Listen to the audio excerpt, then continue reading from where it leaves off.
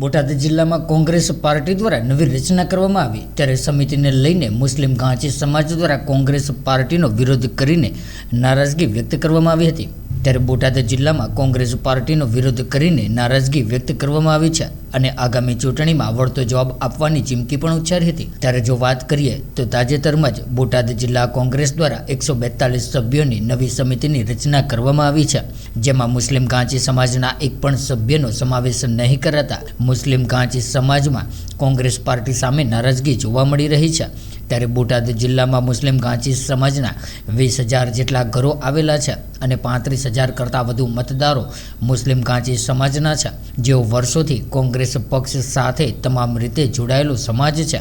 તેમ છતાં પણ બોટાદ જિલ્લા કોંગ્રેસ દ્વારા બોટાદ જિલ્લાના રાણપુર, બરવાડા, ગઢડા, ઢસા, પાળિયાદ, બોટાદ સહિતના એક પણ ગામમાંથી નવી બનાવવામાં આવેલી સમિતિમાં મુસ્લિમ ઘાંચીના સભ્યનો સમાવેશ નહીં કરવામાં આવતા બોટાદ જિલ્લા મુસ્લિમ ઘાંચી સમાજે કોંગ્રેસ સામે બાયો ચડાવી છે અને નારાજગી વ્યક્ત કરી છે। ત્યારે આગામી સમયમાં ચૂંટણી સમયે કોંગ્રેસને બતાવી દેવાના મૂડમાં છે, જેવું મુસ્લિમ ઘાંચી સમાજના આગેવાનો દ્વારા જણાવવામાં આવ્યું હતું।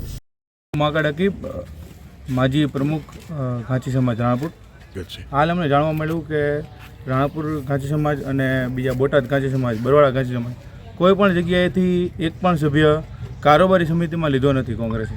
તો હાલ રાણપુર સમાજ અને બોટાદ જિલ્લાના તમામ ઘાંચી સમાજના તમામ સભ્યોમાં રોષની લાગણી છે પહેલાં તો, અને હાલ 20,000થી વધારે ઘર અમે બોટાદ જિલ્લામાં મારા છે અને 35,000થી વધારે વોટર પણ છે, પણ હાલ રોષની લાગણી બધામાં છે। તો આગામી સમયે શું કરવું તે અમે આગળ નક્કી કરશું। હાલ આવતા સમયમાં તો હવે સમય જ નક્કી કરશે કે અમે કઈ દિશામાં જઈ શકીએ।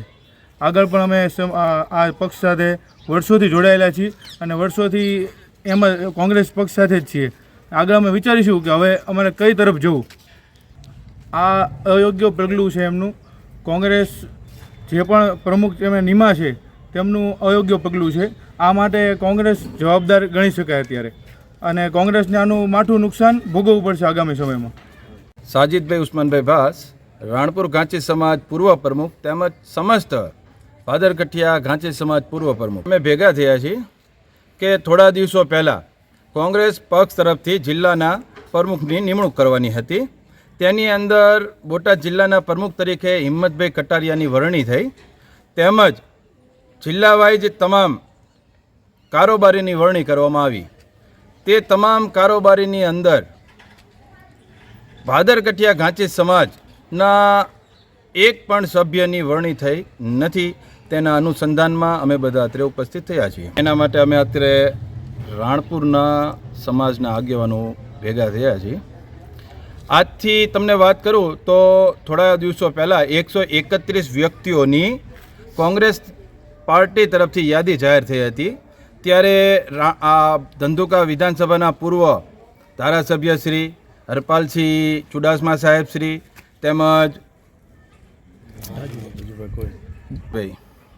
ભાઈ ચાવડા દ્વારા રજૂઆત કરવામાં આવી હતી અને કહેવામાં આવ્યું કે ઘાંચી સમાજની કંઈક ને કંઈક અવગણના થઈ રહેલ છે। તેમ છતાં 132ના 142 થયા, 10 જણને ઉમેરો થયો, પણ રાણપુર કે સમસ્ત ભાદરકઠિયા ઘાંચી સમાજની કોઈની નિમણૂક નથી થઈ, અવગણના કરવામાં આવેલ છે। બોટાદની અંદર ઘાંચી સમાજના 6,000 ઘર છે, પાળિયાદ સમાજની અંદર ઘાંચી સમાજના સભ્યોના ઘર છે, બરવાળા સમાજની અંદર પણ છે, ગઢડા સમાજની અંદર પણ ઘાંચી સમાજના ઘર છે, અને રાણપુર સમાજ જેઓ કોંગ્રેસ પક્ષનો ગઢ ગણાય, જેઓ ઘાંચી સમાજ ધારે તેની સરકાર બને, સત્તા આવે, તેની પણ આજ અવગણના કરવામાં આવેલ છે।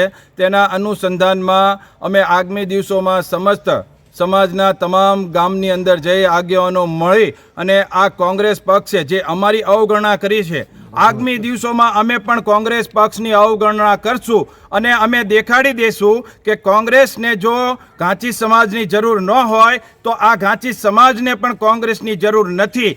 હિંમતભાઈ કટારિયાને પણ હું જાણ કરું છું કે તમે આ નેતૃત્વ સંભાળી ઘાંચી સમાજની અવગણના કરી તમે કોંગ્રેસને મોટી મુશ્કેલીમાં મૂકશો।